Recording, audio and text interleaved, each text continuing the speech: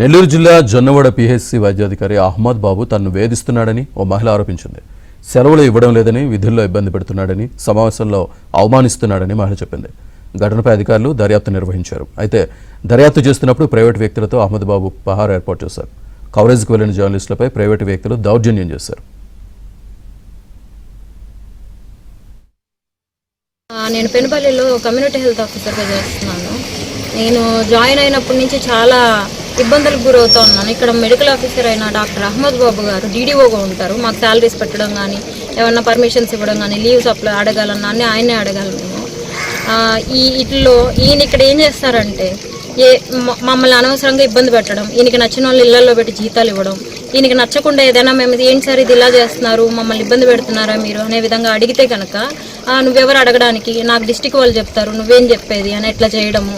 అట్లా బిడ్డలకు బాగాలేకపోయినా ఏదైనా బాగాలేకపోయినా సార్ మాకు లీవ్ ఇవ్వండి అంటే ఇవ్వను, నాకు మీటింగ్లు ఉన్నాయి దానికి వచ్చి అటెండ్ అవ్వు, ఇవ్వము, మేము మాట్లాడంతా చేయము అంటే ఎట్లా అంటే లీవ్ మాకు మీటింగ్ ఉంది కదా, మీటింగ్ క్యాన్సిల్ చేసుకొని నీకు ఇవ్వమంటారా, మీటింగ్ క్యాన్సిల్ చేసామంటారా, చేసి మీ మీద లెటర్లు పెట్టేస్తాను నేను.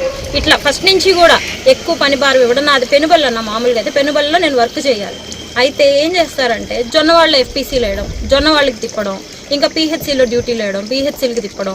కష్టంగా ఉంది సార్ ఇవన్నీ మేము చేసుకోలేకపోతున్నాం అంటే ఊరికే మా సెంటర్లకు విజిట్లకు రావడం, అవి చేయట్లేదు నువ్వు ఈ చేయట్లేదు అన్న, ఎవరినొక్కరిని ఎక్కించి పంపించడం, గొడవలు పెట్టడం, ఇలాంటివి చేస్తూ ఉంటారన్న. ఇక్కడ మేము రిపీటెడ్గా ఎదుర్కొనేవి. నేను బయటకు వచ్చి ఈరోజు రాజీనామా చేసి తట్టుకోలేక రాజీనామా చేసేసి వెళ్ళిపోయి నానా అవమానాలు పడి మళ్ళీ వచ్చి రీజాయిన్ అయ్యాను అన్న.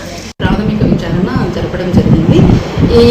ఈ విచారణలో మేము అన్ని చేసినటువంటి కూడా మేము పై అధికారులకు ఈ ఫ్యాక్స్ రిపోర్ట్స్ అంతా సమర్పించడం జరుగుతుంది. నేను విచారించట్లేదు. ఎవరైతే కంప్లైంట్ చేస్తున్నారో కంప్లైంట్స్ ప్లస్ వాళ్ళు ఒకరి మీద ఒకరు కంప్లైంట్ చేస్తున్నారు, వాళ్ళకు సంబంధించిన సాక్షులని విచారిస్తున్నారు. వాళ్ళు ఎవిడెన్సెస్ తెచ్చుకుంటున్నారు, సాక్షులు అంటే వాళ్ళు తెచ్చుకున్న సాక్షులు, వాళ్ళ నోటితో ఎవరు చెప్పారో సాక్షులని పిలుస్తున్నారు. అంతవరకు